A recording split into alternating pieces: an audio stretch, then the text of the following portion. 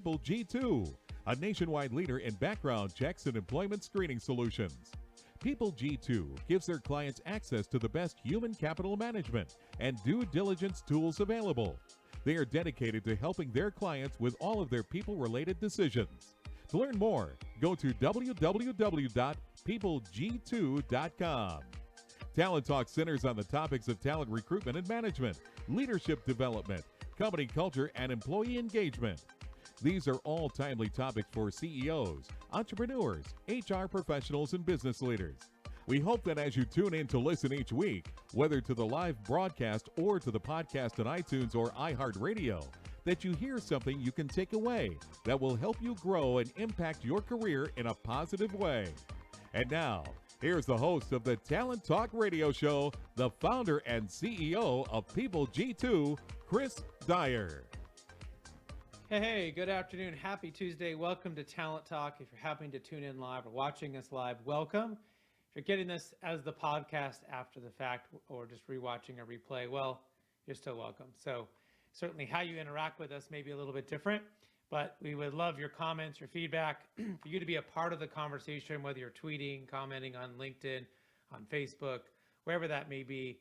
We certainly really enjoy that part of it. And the reason for that is that, you know, I started this show many, many years ago because I love to have a conversation with smart people and pick their brains and find out what they're thinking about, what they're reading, what is it maybe I should be thinking about, or what I am seeing, what they're seeing coming that I haven't seen yet, so that I can help my clients, my companies, my employees, those people around me to think and be ready for maybe what's coming next. So obviously sometimes we can prepare for those things, and sometimes we can just be as ready as we can when the unpredictable happens, as has been a regular topic over the last few years on this radio show. So you know, there's been so many incredible stories. A lot of them have ended up in one of my two books, which you can check out. They were Amazon bestsellers, The Power of Company Culture, and then the more recent one, Remote Work. So love to have you check those out. Let me know what you think. You can get them on Amazon or wherever you buy your books online. Now, Talent Talk is live every Tuesday, 1 p.m. Pacific Standard Time, but we do push it out to iTunes and Stitcher and Spotify and all those places. And of course, if you're watching us live or you want to watch us live on LinkedIn, YouTube, Twitter, or Facebook, just find me on there and subscribe or connect with me, and then you'll usually get a little alert letting you know when we've gone live, so you don't ever miss a show.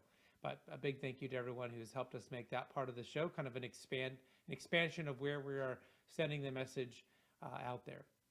Now, my guest today, first guest will be CEO, business owner, executive, entrepreneur, Gary Frey of BGW CPA. And then we'll bring in Jon Darbyshire of SmartSuite. He's a founder and CEO. But let's go ahead and bring in my first guest. Gary is as a connector, a MacGyver, and a confidant for CEOs, as well as the co-host of Anything But Typical podcast, featuring behind-the-scenes stories of ripple-making entrepreneurs to encourage others.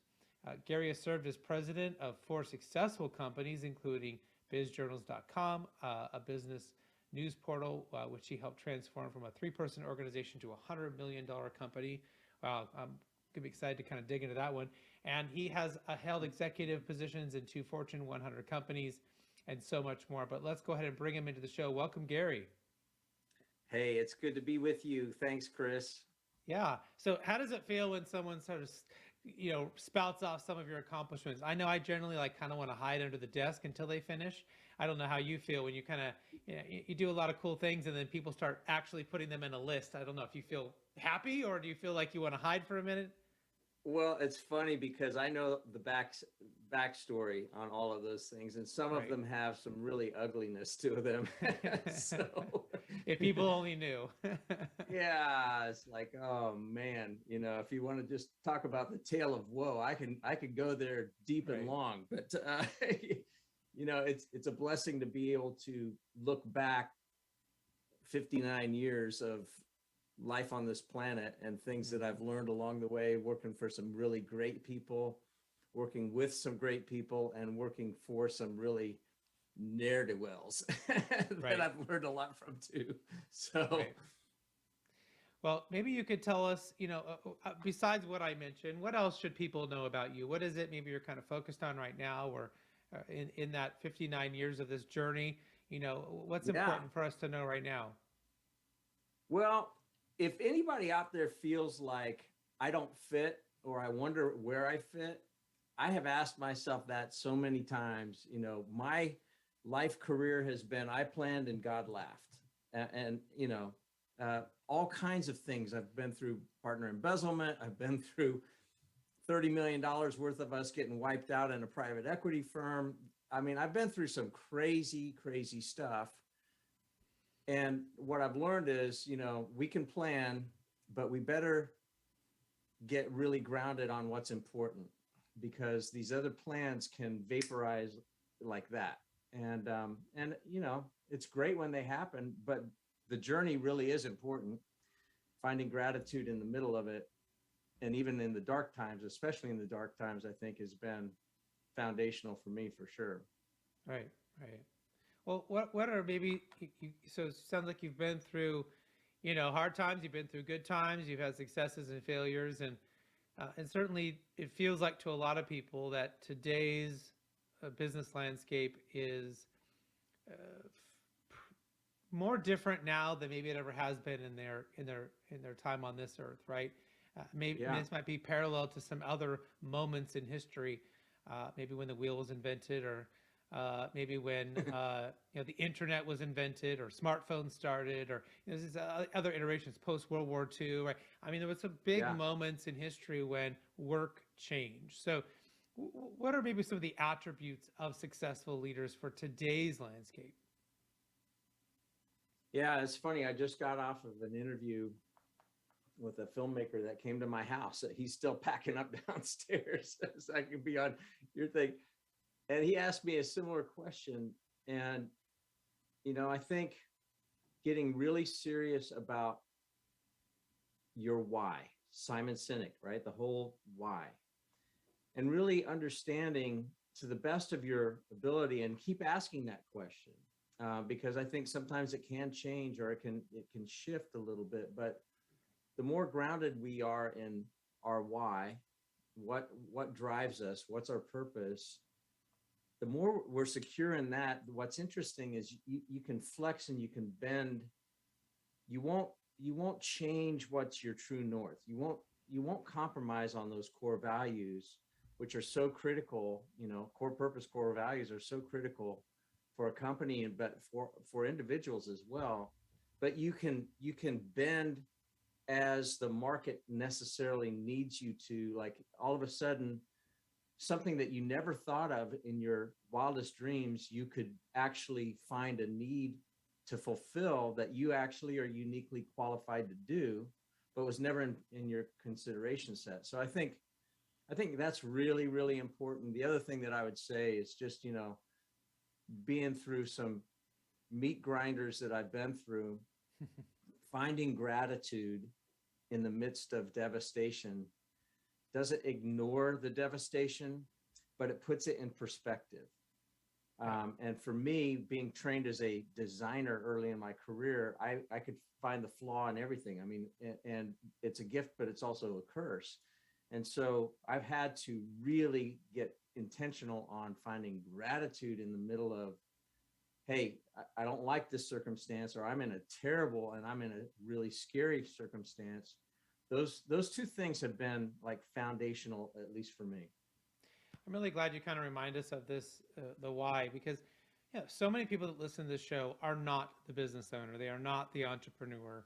And so they may be feeling like, well, maybe me understanding my why isn't as important. I'm not driving the business goals, or I'm not inventing the product, or what have you. But I can't tell you how many people have been on this show that said, I knew what I wanted to do. Like, I wanted to help people, or I wanted to grow businesses, or I want whatever their why was. And then, what they got their degree in, or where they started their career, turned out not to be the place where they needed to be, right? Like, maybe they started off in HR and that wasn't the right place, or they started off in something else and they ended up in HR, but they understood what their why was. They understood what they wanted to do, why they wanted to do it, and it could give them options. I've met people who were sort of suddenly found themselves unemployed, and they were like literally only looking for jobs that were exactly what they were doing before, instead of maybe looking at jobs that would encompass that why, right? Encompass what they enjoy doing, Yes. or what, right? And allowing themselves that flexibility to maybe change industries or markets or job titles and things like that. But that takes a little deeper understanding, which I don't know. Probably we all should have a college course, which is like finding your why. You should spend all semester figuring that out, right? Because I don't think anyone really makes people do that until they're forced to do it, or maybe they've Yeah. had a really unique experience, early in their career that helped them define it. Do you think that's a struggle for people to have gone through that exercise or have been Oh, I exposed to think that so. idea? Yeah. And, like what you said, I was forced into it. I hadn't really thought much about my why. I mean, I had a pretty strong moral compass.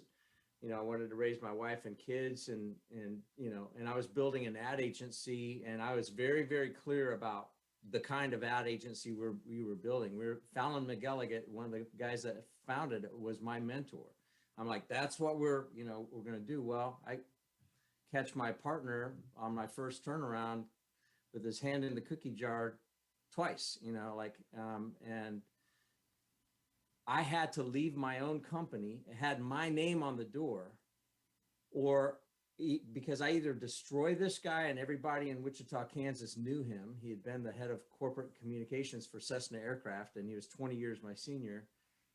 Everybody in town knew him, and he was a good guy. He just made some bad choices. Mm-hmm. Or I destroy my name by going across the street, taking this really cool thing that we built with all the people that I hired across the street. And if I don't blow his cover, I've just sullied my name. Well, at 32, that's a pretty hard lesson to learn. And I'm a college dropout, 2 years of college. And so I'm a designer. I would have never in my wildest dreams thought, oh, I'm going to be coaching CEOs, or that I'm going to run companies or turn around companies that I had no industry experience whatsoever. I mean, bizjournals.com. First of all, I was like, I kept telling them when they were trying to hire me to be president of this thing, I'm like, one, I don't know the publishing industry at all. And two, I'm not a tech guy. This is in late 1999. And the .com, thing is going crazy. It hadn't burst yet, but they're like, no. And they actually helped me because they said, hey, we need these 3 things that we know you have. What? And I kept trying to talk them out. No. You understand how to build a business from scratch. I had to rebuild that first one. You are a great connector. We need somebody that can connect across these 41 business journals that are very threatened by the existence of this thing called .com. And they think they're going by the way of the dodo bird. So we need a bridge builder. And then we need somebody that understands branding and can rebrand this thing, because it was called amcity.com for americancity.com. Nobody knew what American City was other than a holding company. And so you got to find a name that actually works with companies that, some of our papers were called like the Atlanta Business Chronicle, well, the Charlotte Business Journal. So we had, what's that going to work? And so they're the ones that were identifying things that I was actually good at and convincing me that I need to do that. Cause that was like, I was defining myself as a marketing guy. Right. So sometimes we have to get drug into it, but, because of that, and because of the fact that, I took a job after my sophomore year in college, an internship that turned into a full-time offer, and it made me forego a college scholarship.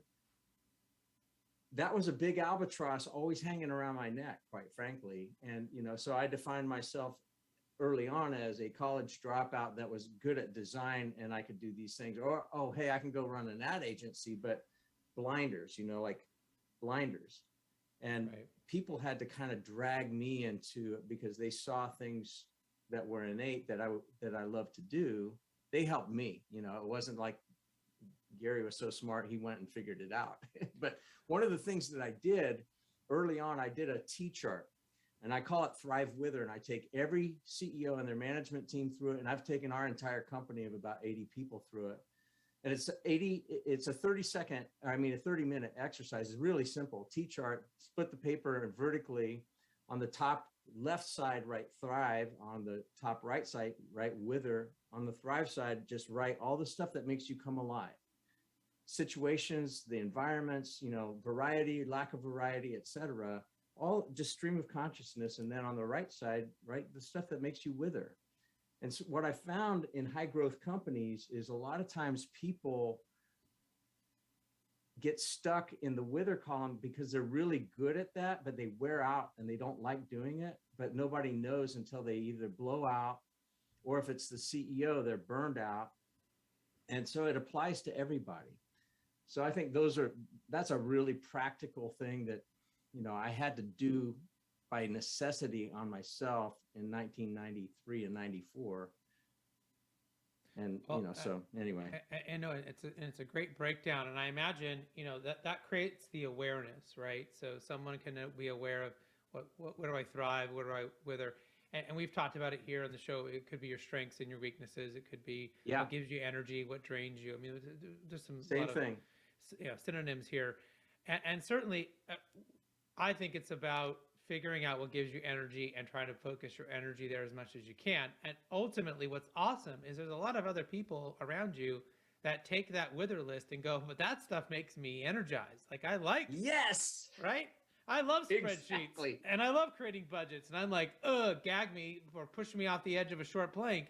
But you like that, cool, go do over there and do that. So how do we take that exercise and turn it into reality? Is that having good coaching?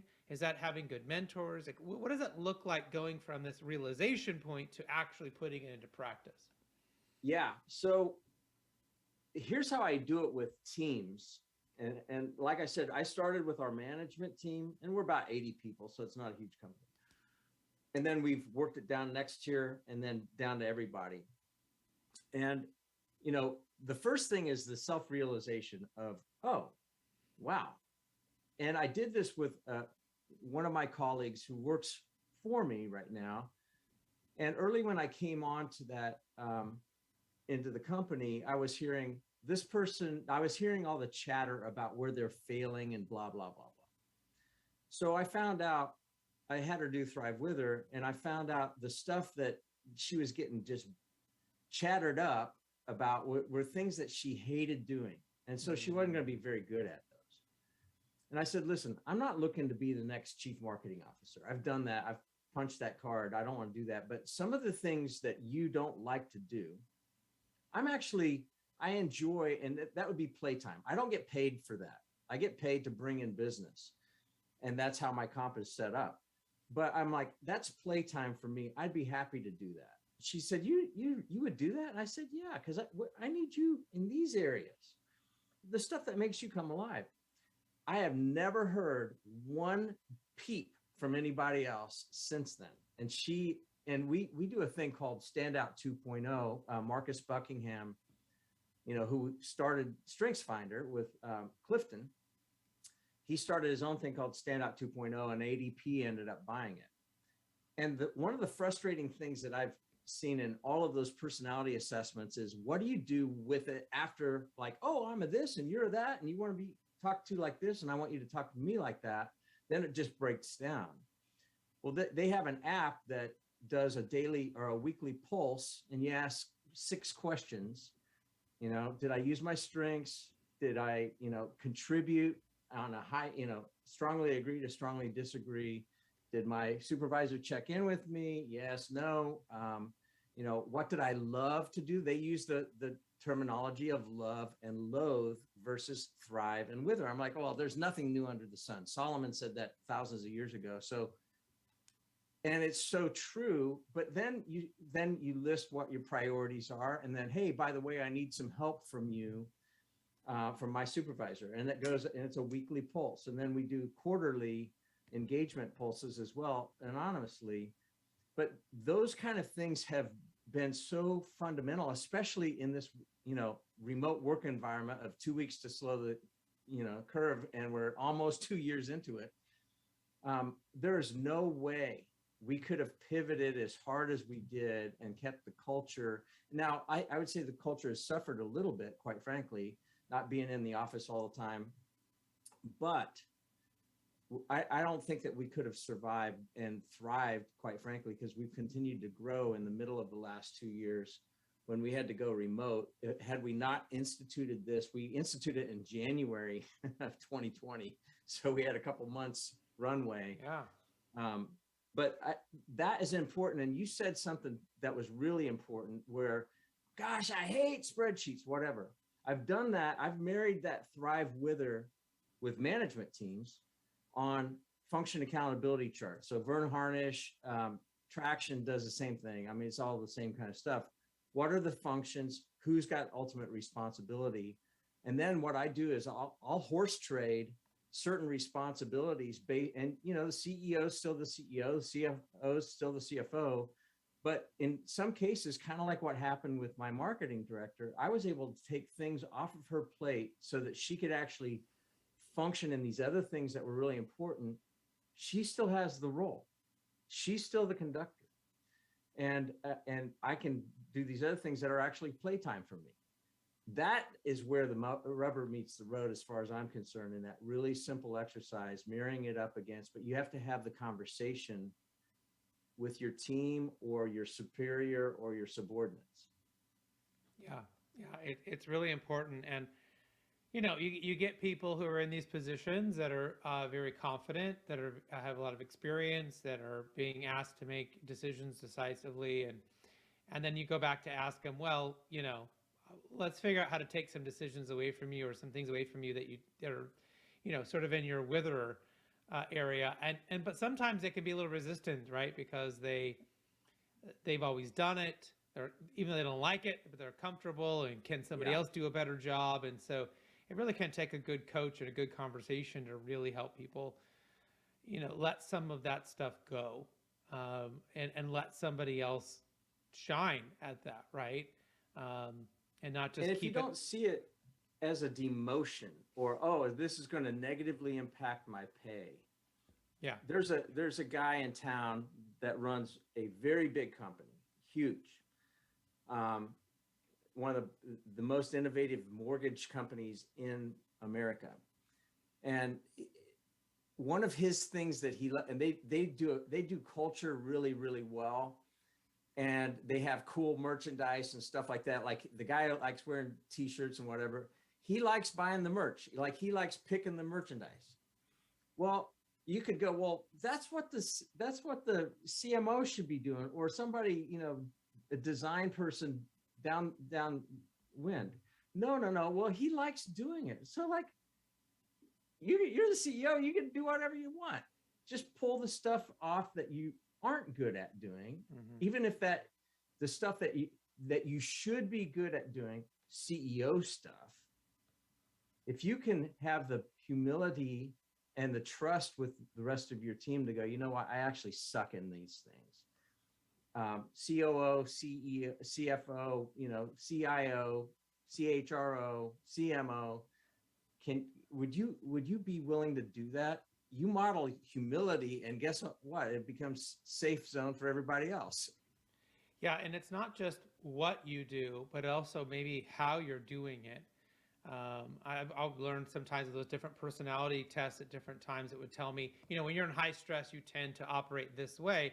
And I realized if I'm doing that, I'm hurting my team. But if I can recognize it and go back and operate where I'm at my best, even though it's high stress or we're on a deadline or whatever, that I can be better. And so I've seen I've learned over the years a few different techniques that leaders have used to try to make sure that they stay in the good way, right? The positive way that they need to operate.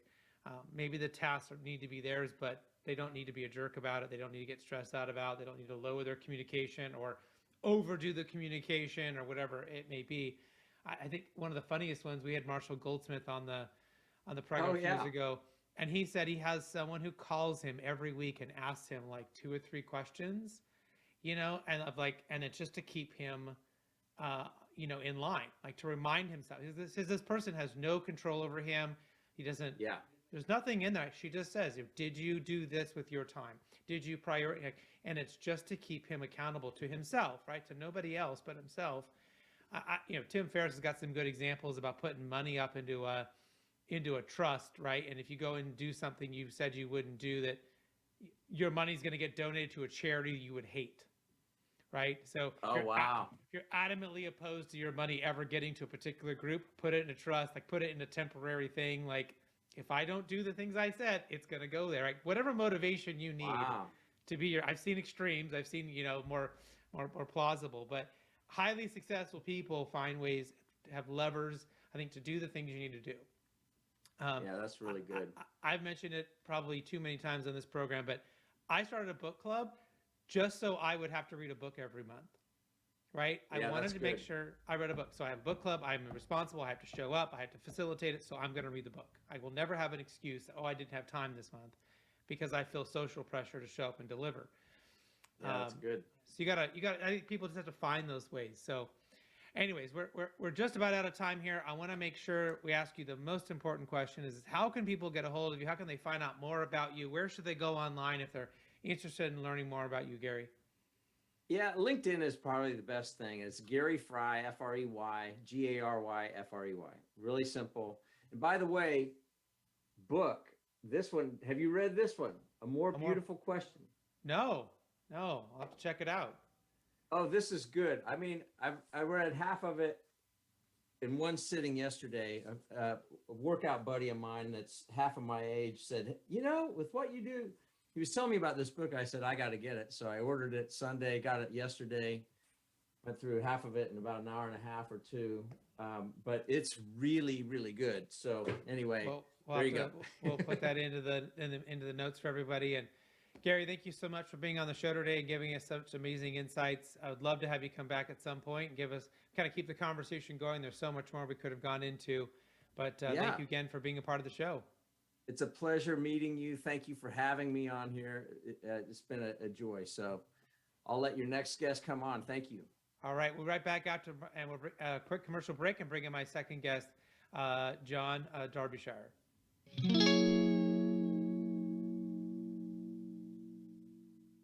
Imagine buying a newspaper and discovering that the news you're reading is 6 months old. There isn't much that stays the same for 6 months, and the same thing goes for background checks.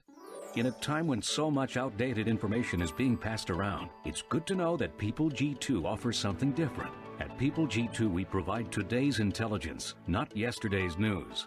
Our value-added approach offers you a fully FCRA-compliant solution that includes up-to-the-minute information. By combining industry-leading technology with old-school human investigation, People G2 is able to give you information that is accurate right now, delivered quickly through our online system or integrated with your HR system. So ask yourself, are you comfortable working with old news, or are you ready for a different kind of background check company?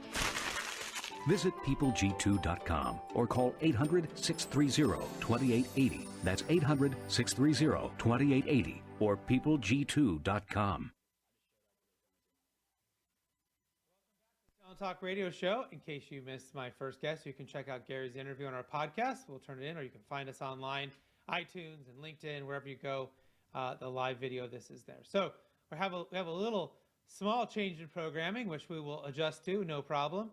But our next guest is not Jon Darbyshire, but instead we're going to bring in, from the same company, we're going to bring in Jeff Glasgow. He's one of the founders of SmartSuite, and we're really excited to have him in here today. So, Jeff, welcome to the show, sir. Thank you, Chris. Yeah, sorry for the change up there. John pulled up sick the last minute, so I got the call. So. I get it. I was literally a couple weeks ago laying on bed going, if I just rest for 5 more minutes, I can still do the radio show for 5. Yeah. And I went, what am I doing? Like, I'm sick. I'm really sick. I just need to stay in bed. Pull the plug. Yep. So, well, fine. Why don't you take this little opportunity here? Tell us about you. What should we know about you? What are you kind of working on? What are you passionate about? And tell us more about SmartSuite. Sure. Yeah. Well, thanks for having me. This is great. So I'm Jeff Glasgow, one of the co-founders of SmartSuite, and have been here for the better part of a couple of years. We've been working on SmartSuite for a couple of years as a new work management platform. My role as a co-founder, I've always kind of lived at the intersection of business and technology, right? So I'm not a super tech guy, but I love the application of technology and what it can do for businesses. And so I've been through a number of different evolutions in my career, certainly as a small business owner, as a startup owner, founder, right? So I understand the need for a unified work management platform. And so that's what I spend my time focusing on every day, is how we use SmartSuite to help everyday businesses grow. And so what does SmartSuite do? Maybe you can kind of help us get a little deeper on that.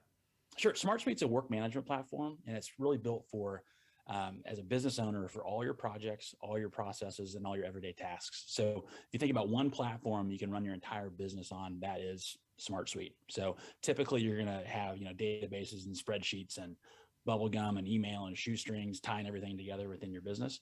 SmartSuite creates a common platform. So you can run sales on SmartSuite, you can run marketing, product development, project management, all in one spot. So it's really a new generation of work management tools out there. Well, I think, as you mentioned, you've had a lot of different successful business ventures and things that you've been involved in over the year. Maybe you could talk a little bit about how has leadership during that course of your life to this point, how has leadership sort of impacted that flow and where you've kind of ended up today? Yeah, leadership, it means something to everybody. I think if we look at our founding team here at SmartSuite, so it's Jon Darbyshire, myself, Peter Novosel, we worked together years and years ago, and we've kind of seen, a decade of business kind of evolve and us evolve, and people we've worked with in the past go on to do some amazing things. And I think that for us, leadership's really about empowering people to do what they do best, right? So how do you get the right people, first of all, in the right seats on the bus, and then how do you let them kind of do what they want? And that's been an interesting evolution to understand, and then also to kind of see flourish out in the world once you get that combination right. If that's a fair answer. Yeah, no, it is, and it's interesting because we've had a lot of guests that talk about some of the moments that they experienced really poor leadership, right? And that kind of inspired them to be better leaders and to go start new things. I certainly had some of that, where I had a couple examples of I had really great leadership as a kid, and then like my first couple of jobs, like really bad leaders, and it was like, whoa, okay, this is not how it's supposed to be, right? I know the people who didn't really know what leadership was, and then they got in and they had a great mentor or a great first boss, and they just immediately wanted to become that kind of a person in the future, right? For other people, to be that mentor, to be that special person, I totally agree. And I think that there's something to be said that didn't get talked about very often, maybe, but how to be a great follower.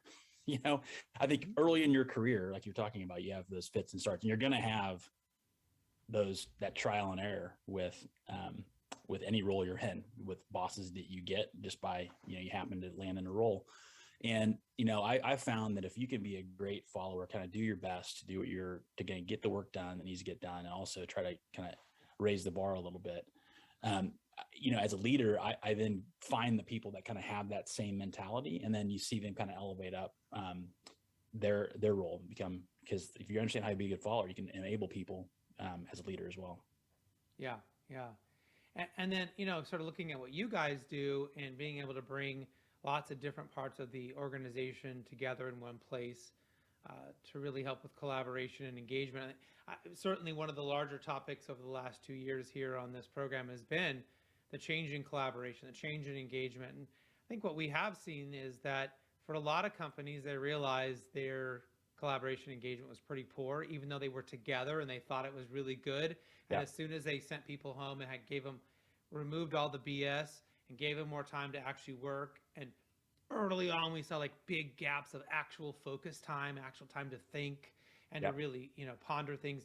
Like productivity just went through the roof, right? Now, some people have tried to screw this up in the last 3 to 6 months by saying we all have to come back, or we got to have, 3,000 more meetings this week. But, what are you sort of seeing inside of the space of collaboration and engagement right now?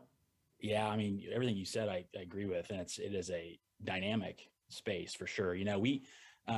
We started this company 100% remote, and so we happened to kind of start in conjunction with the pandemic as well. So it was like we had this we were participating in this mass scale experiment, and I think I tend to agree with everything you just said on the productivity levels and cutting out the BS meetings, and I think one of the things that is challenging is how do you build culture in that setting? All right. So some of the cultural things of how do you connect? How do you share ideas? How do you build the culture that's in the cracks between meetings in the workplace where you're sitting around shooting the breeze a little bit, getting to know people.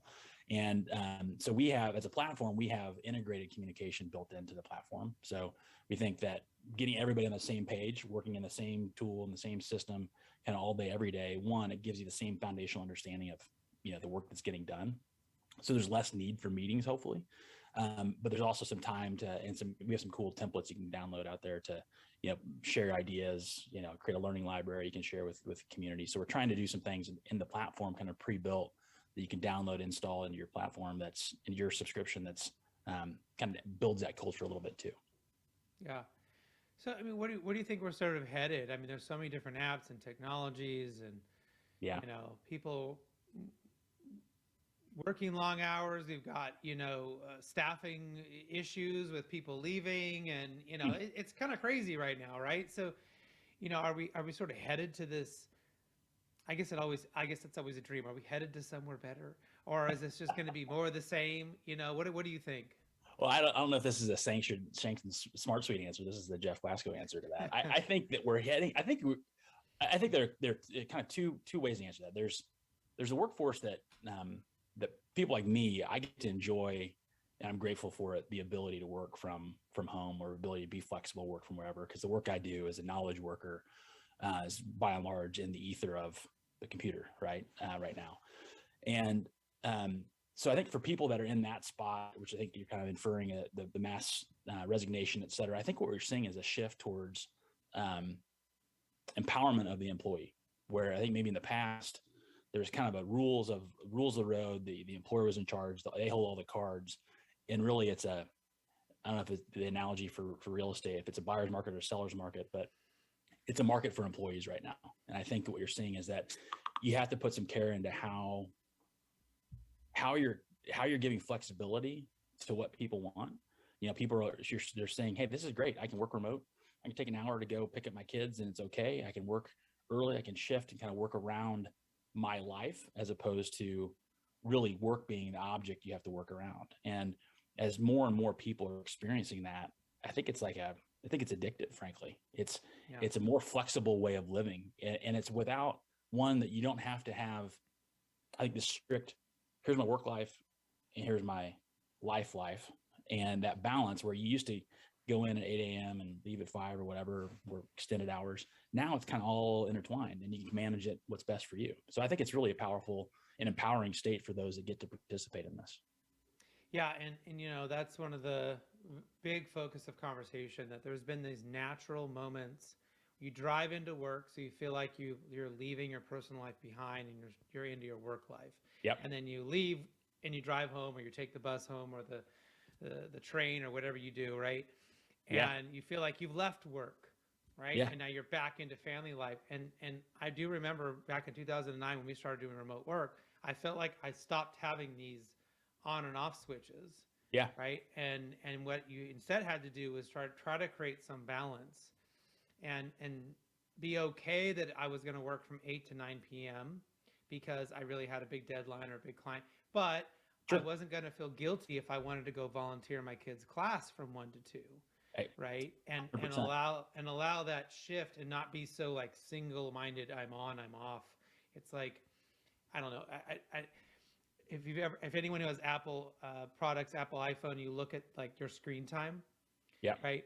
Like it's almost the same thing, like going back and reflecting on your life, like looking at it from how much should I spend at work? How much should I spend with my family and friends? How much should I spend, doing things to improve myself, whether that's exercising or reading a book or whatever. And then saying, where do I need to make adjustments? Yeah. Right. Yeah. I get my screen time and it says I was on TikTok a little too much. Okay. I need to not be on that app so much. It's next week and do other things instead. Right. So do you think that's the right way for us to start to think about it in those sort of moments of reflection? Or is there another way that maybe you're kind of suggesting your team looks at it? I think it's just, there's a gravitational force that's just pulling us that way. And I think if you're not thinking about that from a leadership standpoint, you're probably off. You're not hitting where the trends are.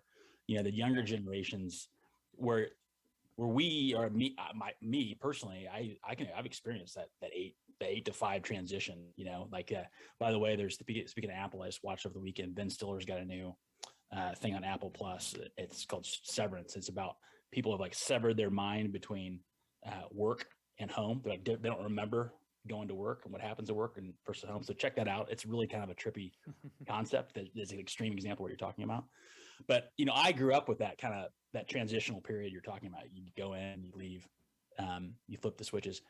The younger generation, the people are doing the work today, right? The millennials, the Gen Zs, they don't have a frame. They don't have a reference to that. Like this is just how they work. And it's kind of a fluid transition during the day of maybe there's a 8 a.m. yoga class and I start my day at 7, I go to yoga and then I go and, kind of make up for that as the day goes on. So I think absolutely you have to be thinking about it in those terms. Yeah. And it's an important reminder that as leaders, we need to be having those conversations with, especially anyone we put in that category that is merging those lives and those worlds together very fluidly, but it's to be having this, if we're noticing a change in productivity or a change in balance or change in their mood or their outcomes, that we can't separate work and personal so much. We have to be willing to ask those questions and get in there. Maybe they are struggling somewhere personally, or maybe they need to take a little more time, and we need to help them figure that out, because otherwise they just leave. Yeah. The only other solution, if they don't think about it, is to say, well, I'm just going to quit this job, get rid of all those frustrations, go get a new one, and hope everything else is going to be okay. But they're going to find those exact same frustrations over there. Exactly. I think you're 100% right. At the end of the day, work is work. Work has to get done. And I think that our philosophy and as we approach building SmartSuite is that we really are building this for the millennial teammate, the Gen Z teammate that's going to come in, be working in the system. They're the ones doing a lot of the work, not the ones managing the work or leading the work, and they're leading the company, right? And so how do we make it easy for us to understand the work that needs to be done and how it gets done, right? So we can help with the work side of that, and we can balance things a little bit more effectively on a per employee basis. That's kind of the vision we have for SmartSuite. Yeah. And so do you think what you guys are offering is sort of giving them, is it really targeted to the employee to give them more of that balance, or is that just a nice sort of after effect? Is it more about putting together all these different systems so that maybe we can cut down on people doing duplicate work, or we can cut down on people, having to do tasks they don't need to be doing that could be handled in some other way, or in some other program, or with AI? Like, what is sort of that? Yeah. What do you I think that there's a cause and effect of that. I think our belief is that we want to combine all those things so there's less swivel chairing between systems and less friction in just the process. Like everyday stuff that can be automated, let's automate it. Let's make it easy. Let's put it on one space, right? The effect of that, and we see this because we use our product exclusively at SmartSuite. So the only system we use in SmartSuite is SmartSuite. And so the effect of that is really you have more time to focus on what's important, and we can kind of balance things a little bit more effectively. Yeah. And I think that's important, and understanding where you're going to really get the value, and where are you really going to get, I guess, sort of the time savings or the synergy is important. Because at the end of the day, I'm a believer that, you have to build people first. You have to figure out how to manage your people, get the right people in there. And then you have to create really good processes to help them be successful. And that's the norms, and that's the ways in which you move. And then the technology comes in to support it, right? Yeah. If you come in and you build it on the technology first, I think you fail. And and maybe someone would argue with me on that, but I think you fail if you start with technology. I think you have a really hard time if you just start with process and you don't have the right people and the right technology.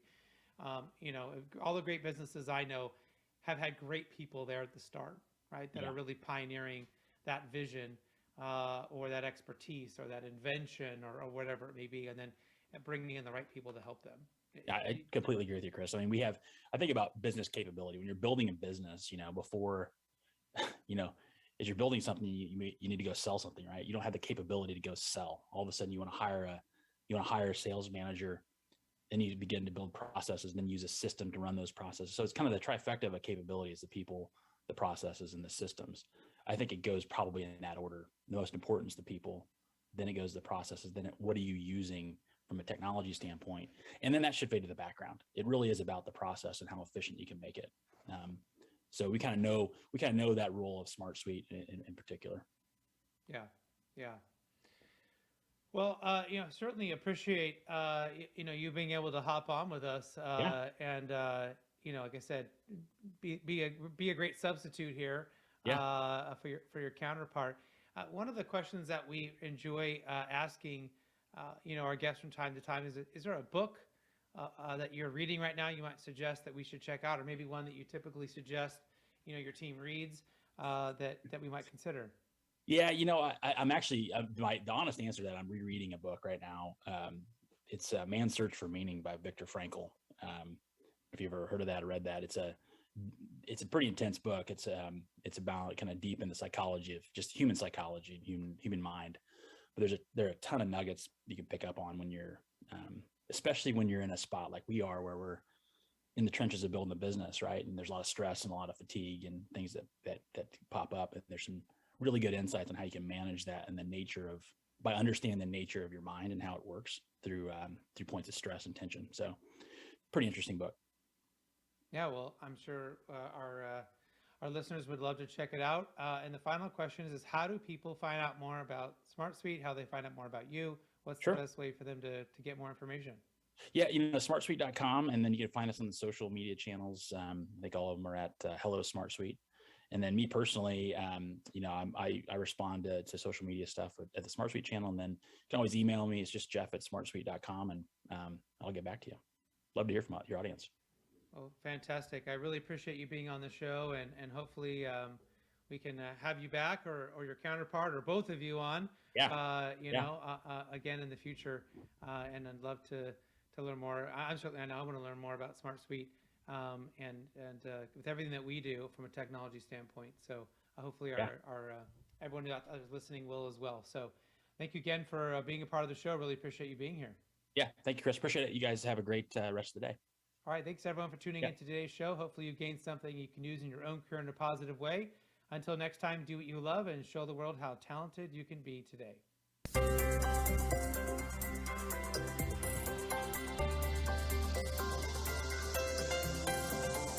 You've been listening to Talent Talk Radio, brought to you by People G2.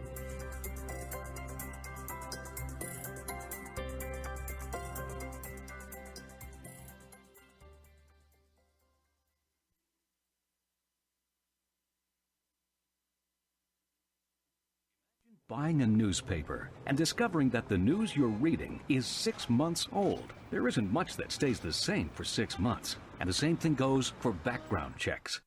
In a time when so much outdated information is being passed around, it's good to know that People G2 offers something different. At People G2, we provide today's intelligence, not yesterday's news. Our value-added approach offers you a fully FCRA-compliant solution that includes up-to-the-minute information. By combining industry-leading technology with old-school human investigation, People G2 is able to give you information that is accurate right now, delivered quickly through our online system or integrated with your HR system.